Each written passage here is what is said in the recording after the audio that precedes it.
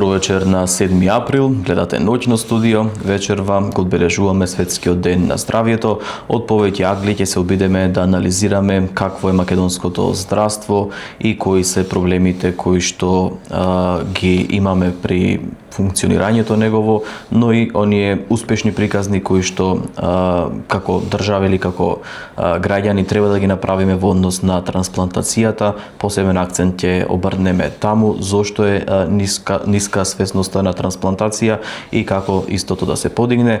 Но на почетокот со интервју со директорот на Фондот за здравствено осигурување, господинот Сашо Клековски. Добро вечер, ви благодарам што сте со нас. Добро вечер, најдов и честит да е Светскиот ден на здравјето. Да, честит нека е и што помалку да зборуваме за проблемите, а повеќе за успешни или излекувани пациенти или пациенти кои што помалку имаат проблеми кога ќе влезат во болница. Фондот е една комплексна институција, можеби една од најкомплексните во државата. Треба да понуди помош на секој еден граѓанин на државата кој што пак од својата плата одделува дел кој што околу 3000 денари за здравственото осигурување. Ги испорачували она што треба да го испорача фондот на граѓаните за таа сума која што нели ние ја даваме секој месец кон тој фонд. Имаше еден податок кој што вие го споменавте дека кај нас е $560 трошењето на по лице, за разлика еве на пример од Шведска каде што е $7000.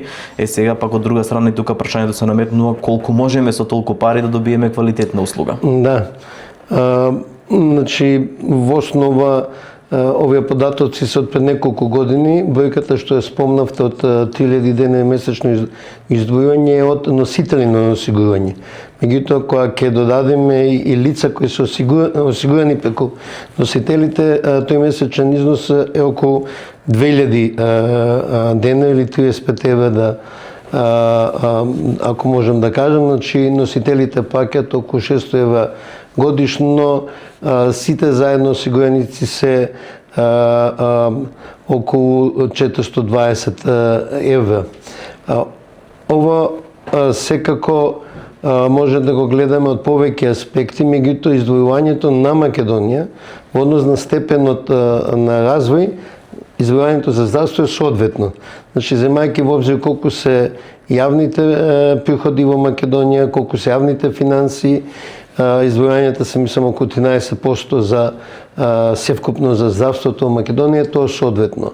Дали е соодветно да ги задоволи барањата? Не. Во денешното време на се присутност на информации,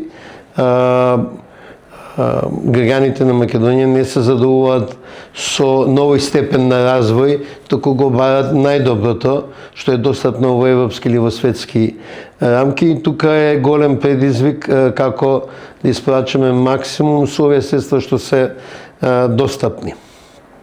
Често носат одлука и да ги поседат приватните клиники, како кај нас, така и низ Европа ја споменавте.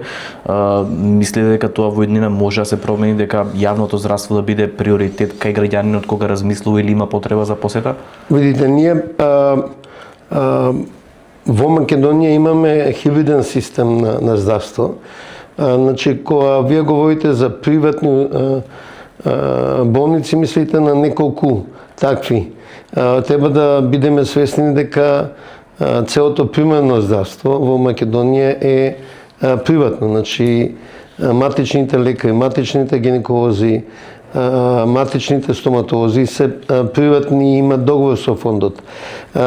Еден дел од секундарната специјалистичка мрежа и медицинска и стоматолошка, меѓутоа и лаборатории се исто така приватни, имаат договори со фондот. Значи, фондот во основа секако најмногу од средствата што ги прибира ги употребува за услуги, здравствени услуги во јавното здравство. Меѓутоа, онаму каде што има дефицит, секако дека се наемуваат и приватни здравствени установи. И благодарејќи на овој хибриден пристап, успеваме сепак да обезбедиме едно ниво на здравствена заштита од која не можеме да бидеме задоволни, посебно пошто 10 години сме или во статус кво или назадување, меѓутоа мислам дека е добра основа за понатамошно подобрување. Реков дека е комплексна институција која што бара имате и многу работа, но пак вработените кои што работат во фондот се клучните лица да добиеме квалитетна услуга.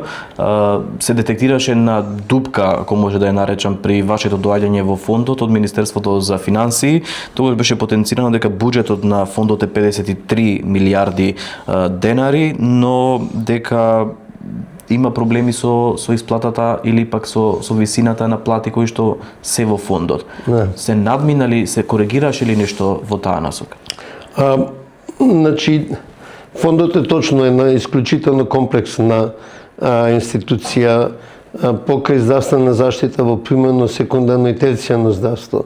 Тука се апотеките, односно позитивната листа, тука се фондациите, тука се ортопедските помагала, бањските лекувања, лекувањата во странство, надоместите за боледувања, како породилни, така и долгите боледувања. И многу мал дел од тие средства се користат за функцијата на фондот. Фондот има во моментот околу 740 вработени, тоа е околу 150 вработени помалку од некој времење кога фондот бил да кажам, поброен и поинаку организиран.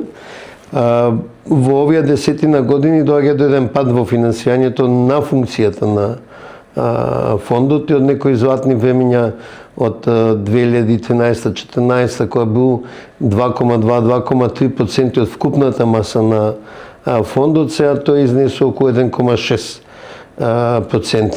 А во најлошиот период има паднато на 1,3%, кога заради тоа што платите биле многу ниски, почнало напуштањето од страна на вработените.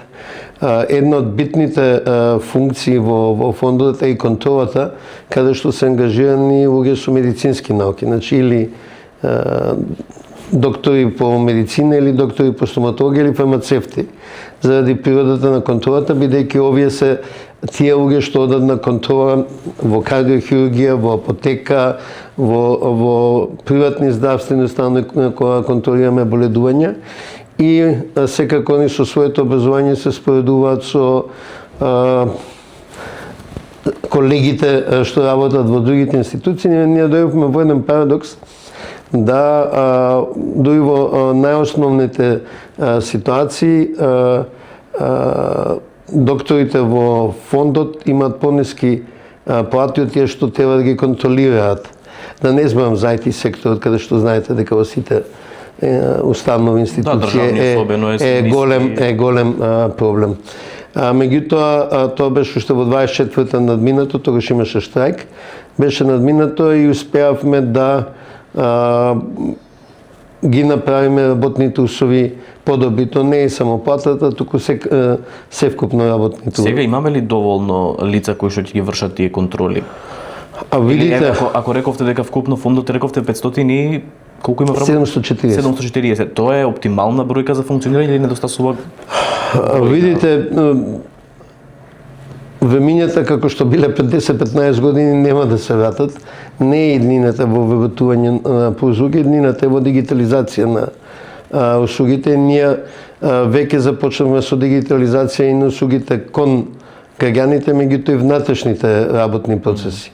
Пред неколку месеци мислам дека ги промовиравме со министер за дигитална трансформација првите 4 услуги за проверка на здравственото осигурање кои се сега достапни 24/7 и во основа мислам дека понатаму не само за фондот за здравствено осигурање, туку и за повеќето установи продуктивноста треба да се бара низ дигитализација на работните процеси. Сега тука една од дигитализацијата и она што го упатува државниот ревизор е рецепт. која што често пати ја слушаме како проблем во извештаите кои што ги објавуваат. До каде е таа постапка или пак еве конкретно прашање кои се најголемите злоупотреби сега кои што се прават, а кои што би требало да се елиминираат со таа дигитализација или воведување на е-рецепт? Видите, дигитализацијата има два аспекта. Едно е прашањето на продуктивност, бидејќи многу процеси може да се поедностават и забрзаат. Продуктивност и во однос на граѓаните кои не ќе мора да одат по шалтери или пешки да ги прават работите. Продуктивност и внатре во фондот. И секако намалување на просторот за злоупотреби. Еден од примерите е рецепт кој во основа функционира за хроничните рецепти, не функционира за акутните, за лековите за акутни болести. Тој беше експериментално воведен за време на короната. Меѓутоа тука се застана, не се донесоа правилата, условно да кажам, што треба да го регулира тој е-рецепт. Е-рецептот како завршен продукт веќе постои, се чека да се донесе измена во регулативата за да може да биде во официјална функција. Што треба да донесе? На ниво на матичен лекар конкретна проверка на сите потребни елементи пред да се издаде рецептот и кога тој ќе се издаде, односно кога ќе се притисне ОК, тогаш тоа станува валиден документ за подигнување на лекот. Да. Тој рецепт е достапен во аптеките и веќе е извршена негова контрола по неколку основи. Матичните лекари и фармацевтите ќе ги верифицираат со дигитални подписи и како такви ќе доаѓаат во фондот за контрола. Ние во моментот имаме соби, цели простори каде што чуваме хартиени верзии на рецепти за кои имаме обврска најмалку 3% од нив да ги извршиме контрола на содржината и неисправноста. Само за гледачите во овој момент да потенцираме дека се издаваат на месечно ниво повеќе од 2 милиони рецепти. Да, над 24 милиони рецепти годишно, вредноста е околу 55 милиони евра на позитивната листа на тие рецепти што се издаваат. И тоа е една невозможна мисија и во однос на продуктивност и во однос на контрола. И сега се одирачно се проверува како рецептите доаѓаат во фондот и пред да се одобрат фактурите кон аптеките се проверуваат 3% од рецептите и луѓето што ги проверуваат мора да бидат фармацевти, значи не може да ги проверува некој со друго образование. Тоа е невозможна мисија, затоа дигитализацијата е неопходна. Во Србија веќе 2,5 години функционира е-рецепт како модел и тој има доведено на 10% заштеда во однос на потрошувачката на лекови. Вакви модалитети се возможни кај лабораториските упати, кај упатите генерално, кај боледувањата, значи каде што сите страни добиваат, ќе добијат граѓаните, добиваат вклучените бизниси, добива фондот, бидејќи се зголемува продуктивност и подобрува контролата. Ако сега ја спомене патеката дека се оди на матичен лекар, па тој издава рецепт, па пациентот се опатува на специјалист, па болница, што е најкритичното? Рецептот е тој кој што треба најитно да се реши процес или пак има и други слабости во тој синџир да го? Видите, некогаш и ние граѓаните, се како граѓани сме нестрпливи. Например, зошто треба извештај од специјалист? Затоа што мора специјалист да го погледне пациентот еднаш годишно. Сега да, има многу Google доктори, ама сепак издавањето лек мора да биде поврзано со периодична контрола, без разлика дали користите апчиња за висок притисок или друга хронична. Не, говориме за хроничните терапии, таму е потребна извештај специјалист за еднаш годишно. Значи, неминовно е, не е возможно да добивате лекови а да не не е утврдена состојба. Да не отидете на контрола. Тоа не е направено за да ние заштедиме пари, туку да сепак има минимум контрола на здравствената состојба, да се види дали треба терапијата да се прилагоди или не. Да, но тоа некако нестрпливи се граѓаните, ги спомнав и антибиотиците, некако често сакаме да ги конзумираме при најмала настинка без при тоа да се отиде на матичен лекар, па знаеме дека и дел од аптеките се уште има, тоа е јавна тајна дека ги издаваат. Видите, ние во дисциплината, во рецептите и во лековите сме како со собекерот, пред сити. Еве за пример, мене ми се случило на патување во Германија да ја заборам мојата терапија за висок крвен притисок и да во аптека неќе да ми издадат 3 таблети колку што бев на пат без да ме види доктор и да ми даде доктор рецепт. Мислам дека тоа треба да го разбереме некако гнавење и малтретирање, туку како една неминовност, бидејќи само еден институт, а тоа е докторот, може да одреди терапија. Да, кога, ако зборуваме за термини, треба да се имплементира рецептот? Во која смисла? Дата, например, до кога би требало целосна имплементација се направи, година? Видите, тој е веќе со поминат рок, кој што требаше да започне. Последниот рок од владата, бидејќи овој дел од програмата на владата беше 1 март, сега одложен за 1 јуни, треба 2 правилника да се донесат и се надевам дека ќе бидат тие донесени. После тоа ќе преминеме на тест примена, заедно со едукација по регионите, бидејќи мора да бидат едуцирани и матичните доктори и аптеките за како функционира системот. Се надевам дека ќе успееме овој рок да го запазиме. Тоа ќе биде централизиран систем во кој што ќе биде безбедно, нема да паѓа па да се чека да се бъде дополнителни. Не, значи после на катастрофа што се случи со фондот пред неколку години, навистина е инвестирано во IT-то генерално, меѓутоа посебно во безбедноста на системот.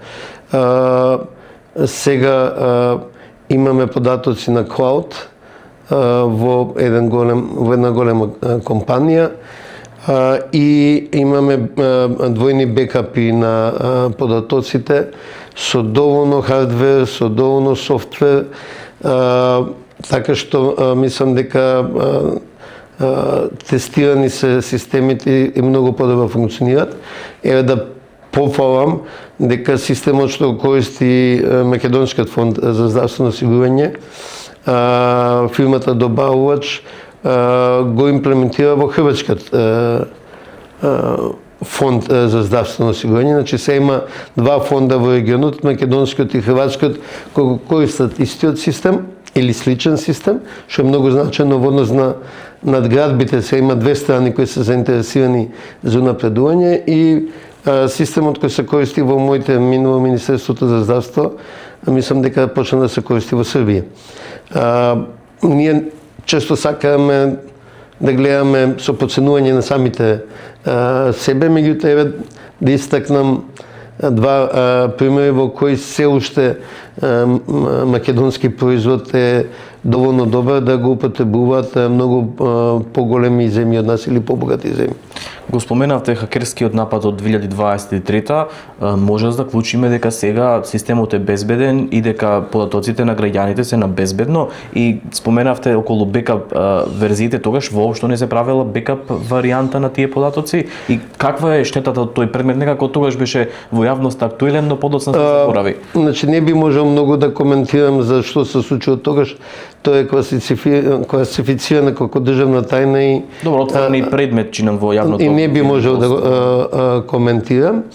Оно што знаме дека сега ги преминуваме сите можности и стандарди за безбедност на системот и во моментот се врши ревизија на IT системот. Државниот завод за ревизија, нивниот IT оддел врши ревизија, така што мислам дека сме соодветно обезбедени и спрема надвор и спрема внатре, бидејќи необезбеденоста на системот беше двострана, условно да кажем. Да. По долго време се направи проширување на таа позитивна листа на лекови. Долго време граѓаните очекуваа, дури бевме сведоци и на протести. Колку денес лековите кои што се на таа листа се достапни за граѓаните? Спорувам за количински кои што нели во аптеки да, има или значи, во основа позитивната листа или листата на лекови кои државата ги субвенционира била скоро 15 години не е обновена, еден лек во тие 15 години е поставен на листата. Меѓутоа можам да кажам дека до 24-та 10 години била мртва, не се движела. Тоа е голема пауза, затоа што во основа покрај есенцијалните лекови кои се неопходни да бидат на позитивна листа, ние можеме да вложиме во современи терапии кои ќе помогнат да се спречат или да се одложат компликациите кај низа хронични болести. Ние надминавме 25 милиони рецепти, 55 милиони евра, меѓутоа еве за споредба со Србија, таму е годишно околу 425 милиони евра позитивната листа, и ако одбиеме разликата во население, се уште во Србија се издвоја многу повеќе за позитивната листа. И од тука можам да кажам дека и мој личен приоритет и на фонд приоритет да направиме промена во однос на што се наоѓа на позитивната листа. Значи, ние во ова година и пол 13 лека поставивме на позитивната листа, со тоа нашата позитивна листа се однесува на генерички лекови. Значи, една генерика може да ја произведува 2, 3, 4, 50 производители со брендови. Тука се разликуваме од некои од соседните земји каде што позитивните листи се со бренд име. Конкретно поврзани со еден. Со бренд име, со еден производ. Кај нас е поврзан со генериката. И во ова претходно изголемување имаше два приоритети. Првото беше поврзано со најмасовните болести, например кардиоваскуларни болести. Тука беа за хипертензија, за висок крвен притисок лекови. И имаше еден друг пример, тоа е со анастазолот или летрозолот, кој од позитивната Б листа, односно од болничка употреба, ги преферираме на аптекарска употреба. Ова се онколошки лекови кои пациентите мора да појдат на клиниката за онкологија, да им бидат препишани и издадени. Што создаваше непотребен терет за пациентите кои требаа да доаѓаат од Струмица или од Дебар до болницата, непотребен терет за болницата, и тие два лека ги префрливме на употреба во аптека. Секако повторно онколог ги препишува, повторно еднаш годишно мора да појдете на онколог за да ја утврди потребата од терапијата.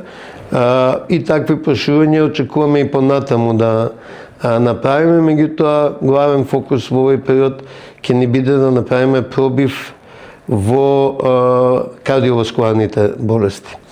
Значи, јас често повторувам, во Македонија сумира од кардиоваскуларни инциденти или настани. Срцев удар, мозочен удар, 50-60% од смртноста во Македонија од такви причини, и ние има веќе лекарства со кои може тие компликации да се одложат, да се контролираат или да се само одложат, и мислам дека мора да направиме поголем напор. Несувањето на поскапите лекови на позитивна листа не е повезано со рецепт. Зошто? Затоа што таму контролата ќе биде поефикасна. Кога воведувате, имаме ние лекови, негде 40% од рецептите за лекови поевтини од 100 денари. И таму издавањето на рецептот чини повише од колку самиот лек. Меѓутоа новите лекови се 800.000 денари ќе бидат и поскапи лекови, таму веќе можеме да имаме поефикасна контрола на издавањето и на употребата. Ги има ли во доволна количина? Видите, ние битка биеме со контролите. Апотеките имаат обврска да имаат постојано лекови кои се на рецепт. Меѓутоа знаеме дека ние секојдневно се соочуваме да во апотека не прашаат со рецепт или без рецепти. Често се случува да ни биде понудена опцијата без рецепт како достапна. А без рецепт значи јас би кажал до сите граѓани, апотеките имаат обврска секој што ќе дојде со рецепт да му биде издаден лек на рецепт без да се бара приватно да биде платен. Он може да има партиципација или доплата, меѓутоа не да биде целосно наплатен. И ние правиме контроли за да го тврдиме. Порано имаше квоти кој што се исцрпува и потоа толку, да. Сега веќе подолго време нема квоти. Значи апотеките се обврзани да ги имаат потребните количини на тие лекови. Ако има проблем со тоа, граѓаните треба да пријават во фондот, во подрачната служба или во дирекцијата и ние правиме контроли во тие случаи. Во однос на недостаток на одреден лек, например, во моментот недостаток еден лек за епилепсија и за силни главоболки, а таму престана производството. Тој има само еден регистриран лек во Македонија, престана производството во Хрватска. Значи, како што имаме пореметување на ланците на снабдување во другите индустрии, како што сега се говори дека ќе се поремети нафтата, ѓубривата, хелиумот, треба да бидеме свесни дека можни се и пореметување во глобалните ланци на снабдување и со лекови, и дека тоа најчесто се одразува во мали земји како Македонија. Ќе ве навратам малку на контролите, рековте граѓаните да пријавуваат кај вас. Колку, имате ли некоја бројка, колку граѓани се соочуваат со таков проблем, да го нема лекот преку позитивната листа на лекови, но приватно да може да се купи од аптека? И каде може би тие најголеми се злоупотребите? Во Скопје, во помалите градови? Можам да кажам дека не е тоа категоријата кај што имаме најчесто преставки. Најмногу преставки од тоа што јас следам имаме во двојна наплата на услуги, односно услуга која треба да биде платена и е платена од фондот, да биде побарано плаќање од страна на граѓанинот. Не, зборам општо. Имаме многу преставки за двојни наплати од страна на матичните гинеколози. И ние имавме една заедничка акција со управата за јавни приходи, бидејќи ние немаме право да ги контролираме фискалните каси.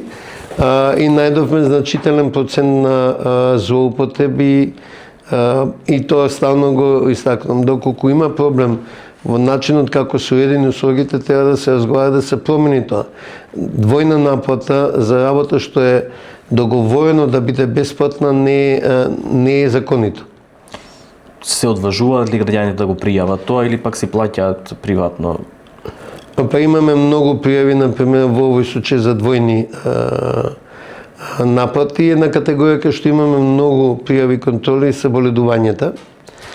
И таму имавме една организирана акција. МВР една од нив? Да, на барање на МВР ги контролиравме МВР и таму најдовме пропусти на сите нивоа. Секое петто издадено било важно. Да.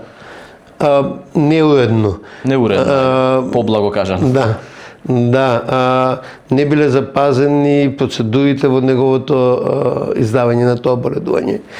И боледувањата се еден сегмент каде што ние не знаеме колку не чинат. Бидејќи кратките боледувања се платени од работодавачите, само боледувањата над 30 дена се платени од фондот. Ние немаме увид колку боледувањата влијаат на продуктивноста во Македонија и еден од следните приоритети за дигитализација заради поголема транспарентност на системот треба да не бидат боледувањата. Што се случувало во МВР? Како успевале тоа да го направат? Колку долг период го правеле тоа? Слушнавме дека дури именувале матичен лекар, ако не ми издаде еден, се одделе друг. Па видите, повеќето Македонија е многу мала земја, сите се знаеме, и секогаш ќе најдете некој да речете, ај уште овој пат, ако може помогни ми, детето е болно, мене кичма ме боли. Меѓутоа, бидејќи минатата година разговаравме со матичните лекари, јасно ставивме на знаење.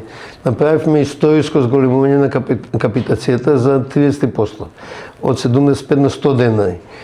Рековме, да, ќе зголемиме финансирањето во примарно здравство, ама очекуваме зголемена одговорност.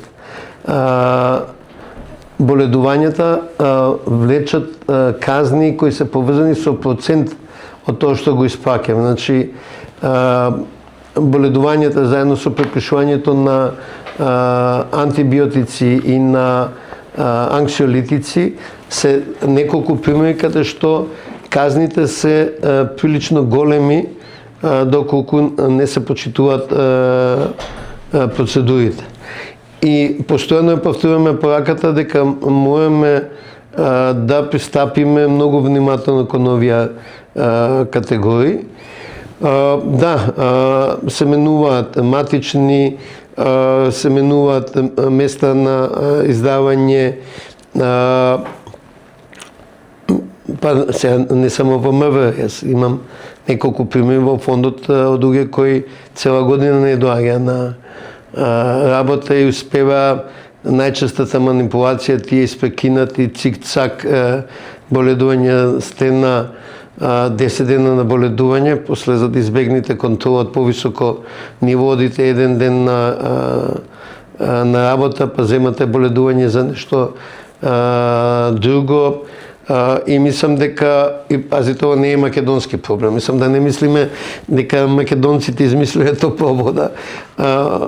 Ние во Јужна Европа дури имаме и помал процент на боледување од некои од северните земји, меѓутоа во основа наш ни е целта да сузбиеме лажните боледувања, за да ги имаме потребните средства за вистинските боледувања, бидејќи има луѓе кои на вистина се болни, им се потребни подолги боледувања. После една година боледување ние таквите случаи треба да ги упатуваме на инвалидски комисии за проценка дали се способни за враќање на работа.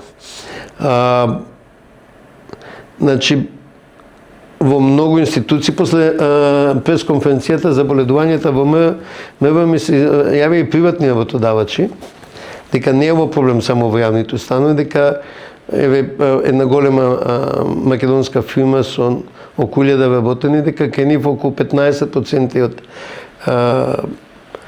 работниците се на боледување. Значи, проблемот е доста голем и треба да го разговараме и да кажуваме дека тоа влијае на продуктивноста и на сите сегменти. Имате освен МВР некоја вака државна институција која што има сличен проблеми? Видите, проблемите се кај униформите, ако можам да... Тоа е поради моќта, поради влијанието или?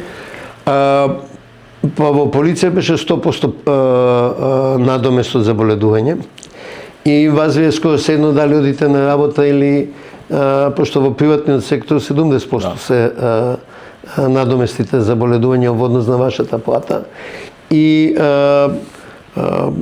значи најмногу проблеми има во униформата. Полиција, одбрана, царина и здравство. Пошто и здравство е униформа, ние имаме клиники со 20% од вработените на боледување. Секој пети на боледување.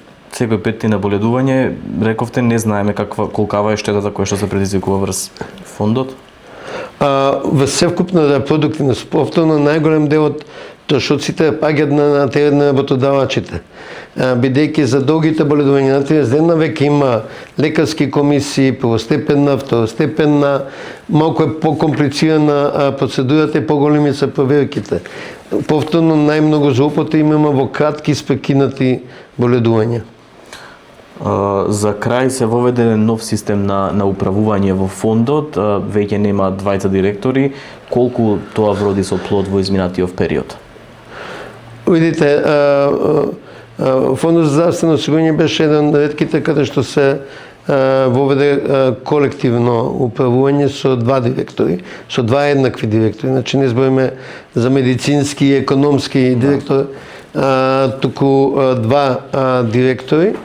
Иако фондот не започна така, фондот започна со еден директор.